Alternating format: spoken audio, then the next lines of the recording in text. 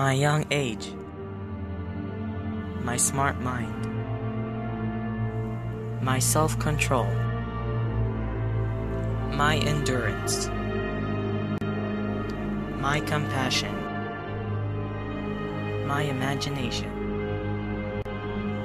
my strong will, my bright smile. The words I described myself started to tear apart.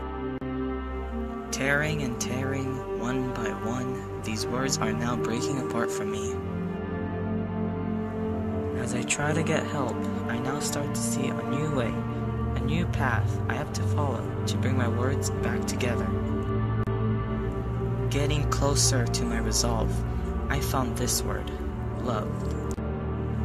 I realized that being loved is a step forward to have a chance to rebuild again.